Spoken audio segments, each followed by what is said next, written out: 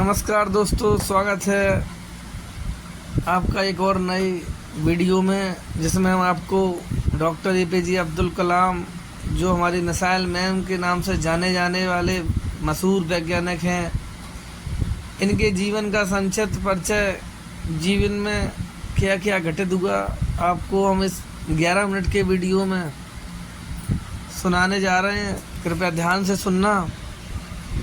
अब्दुल कलाम जी का जन्म 15 अक्टूबर को 1931 में तमिलनाडु के रामेश्वरम द्वीप पर एक तमिल मुस्लिम परिवार में हुआ था। वे भारत के 11वें राष्ट्रपति थे और एक महान वैज्ञानिक के रूप में विश्व भर में प्रसिद्ध हैं। उनका जीवन अत्यंत प्रेरणादायक और संघर्ष से भरा रहा है। अब्दुल कलाम का जन्म एक मध्यम वर्गीय परिवार में हुआ था। उनके पिता जैनुलाब्दीन एक नाविक थे और उनकी माता आसियम्मा गृहिणी थी। उनका परिवार आर्थिक रूप से बहुत मजबूत नहीं था, इसलिए कलाम को बचपन में अपने परिवार की मदद के लिए अखबार बेचने जैसे छोटे मोटे काम भी करने पड़े। लेकिन गरीबी के बावजूद कलाम की शिक्षा में गहरी रुचि रही। उन्होंने अपनी प्रारंभिक शिक्षा रामनाथपुरम स्वराज्य स्कूल में की थी और बचपन से ही वे गणित और विज्ञान के प्रति बहुत ही रुचि रखते थे। अपनी प्रारंभिक शिक्षा पूरी करने के बाद उन्होंने सेंट जोसेफ कॉलेज तिरुचिरापल्ली के भौतिकी में स्नातक किया और इसके बाद फिर वह मद्रास इंस्टीट्यूट ऑफ टेक्नोलॉजी यानी कि MIT से इसरो स्पेस इंजीनियरिंग में स्नातक की डिग्री प्राप्त कर ली। यहीं से उनके वैज्ञानिक जीवन की नींव पड़ी और वैज्ञानिक जीवन की उनकी शुरुआत हुई। कलाम ने अपने करियर की शुरुआत रक्षा अनुसंधान और विकास संगठन DRDO में एक वैज्ञानिक के रूप में की,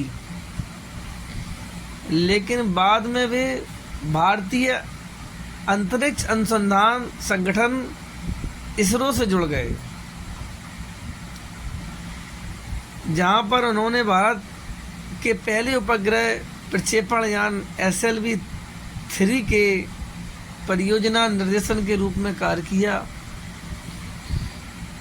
1980 में उनकी अगुवाई में भारत ने रोहिणी उपग्रह को सफलतापूर्वक पृथ्वी की कक्षा में स्थापित किया। यह उनकी पहली सफलता थी, जो भारतीय अंतरिक्ष विज्ञान में एक महत्वपूर्ण मील का पत्थर था।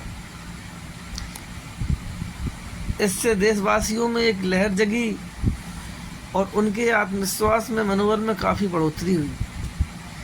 इसके बाद वो अपनी लगातार मेहनत करते रहे और उन्होंने एकीकृत निर्देशन मिसाइल विकास कार्यक्रम IGMDP की महत्वपूर्ण भूमिका निभाई, जिसके अंतर्गत भारत में अग्नि और पृथ्वी जैसी मिसाइलों का विकास किया गया। इसके कारण उन्हें भारत में मिसाइल मैन कहा जाने लगा। 1998 में भारत ने पोखरण सेकंड परमाणु परीक्षण सफलतापूर्वक किया। इस परीक्षण में कलाम की प्रमुख भूमिका रही और इसने भारत को एक परमाणु शक्ति संपन्न देश बना दिया था। कलाम 2002 में भारत के 11वें राष्ट्रपति बने। वे भारतीय जनता पार्टी भाजपा और विपक्षी कांग्रेस पार्टी दोनों के समर्थन से निर्वाचित हुए थे। उनका राष्ट्रपति काल 2002 से 2007 तक चला। राष्ट्रपति के रूप में उनका कार्यकाल बहुत ही सम्माननीय रहा। वे राष्ट्रपति भवन में भी एक साधारण जीवन जीते रहे और हमेशा अपने काम को देश हित में समर्पित करते थे। उनकी विनम्रता, ईमानदारी और सेवा भाव के कारण उन्हें जनता का राष्ट्रपति कहा जाता था। उन्होंने युवाओं को प्रेरित करने के लिए कई कार्यक्रमों में हिस्सा लिया और शिक्षा, विज्ञान और प्रौद्योगिकी के क्षेत्र में सुधार की दिशा में अपने विचार प्रस्तुत किए।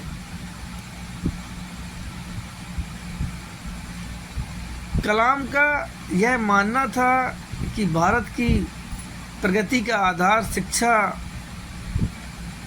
और नवाचार है।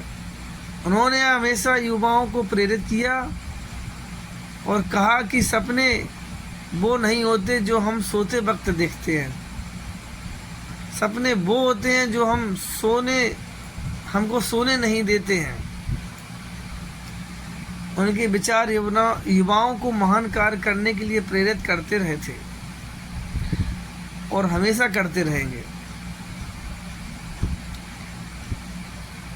वास्तव में उन्होंने कई किताबें भी लिखी जो युवाओं का आज भी उत्साहवर्धन करती हैं, जिसमें से विंग्स ऑफ फायर प्रमुख है। इसके अलावा इंडिया 2020, इग्नाइटेड माइंड्स और माय जर्नी प्रमुख है। उनकी किताब विंग्स ऑफ फायर उनकी आत्मकथा है, जिसमें उन्होंने अपने जीवन के संघर्षों और सफलताओं का वर्णन किया है। यह किताब लाखों लोगों के लिए प्रेरणा का स्रोत बनी है। कलाम आज भी युवाओं को मोटिवेशन प्रदान करने वाली सोच प्रदान करते हैं। उनकी लिखी हुई किताबें जो भी पढ़ेगा वो एक नई उमंग से मोटिवेटेड हो जाएगा। 27 जुलाई 2015 को कलाम को शिलांग में IIM शिलांग में एक व्याख्यान देते समय दिल का दौरा पड़ा। उन्हें तुरंत अस्पताल ले जाया गया, लेकिन वो जीवित नहीं बच सके। उनके निधन से पूरे देश में शोक की लहर दौड़ गई, क्योंकि उन्होंने देश के लिए अतुलनीय योगदान दिया था। उनका यह योगदान कई पीढ़ियों तक याद रखा जाएगा। उनके निधन के बाद भी उनकी विरासत और उनके विचार आज भी जीवित हैं। वे आज भी लाखों भारतीयों के खास युवाओं के लिए प्रेरणा के स्रोत हैं। उनकी सरलता, देशभक्ति और ज्ञान को जन जन तक पहुंचाने की कोशिश ने उन्हें एक महान नेता और एक सच्चे मार्गदर्शक के रूप में स्थापित किया है। अब्दुल कलाम को उनके योगदान के लिए कई सम्मान और पुरस्कार मिले, जिनमें से कुछ प्रमुख इस प्रकार हैं। पहला पुरस्कार उनको भारत रत्न नवाजा गया, जो 1997 में दिया गया। भारत का सर्वोच्च नागरिक सम्मान है।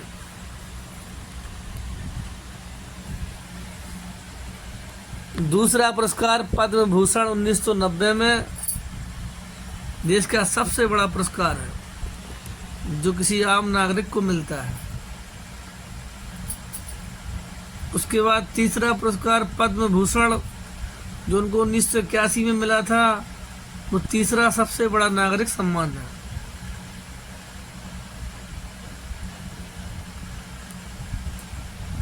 साथ ही कई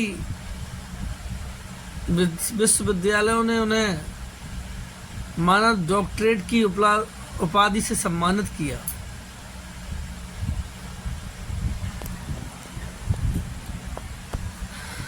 कलाम जी का जीवन ऐसे ही नहीं प्रेरणा स्रोत बना।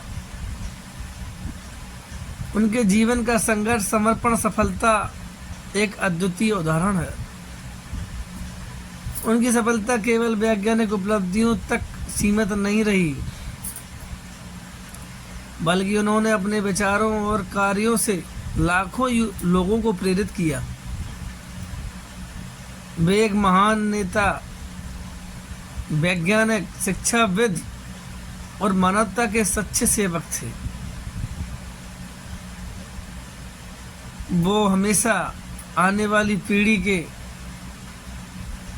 हृदय में बसे रहेंगे और जब जब भारत में वैज्ञानिकों की उपलब्धि की बात की जाएगी, उनका नाम भारत में सम्मान से सबसे ऊपर, सबसे पहले लिया जाएगा।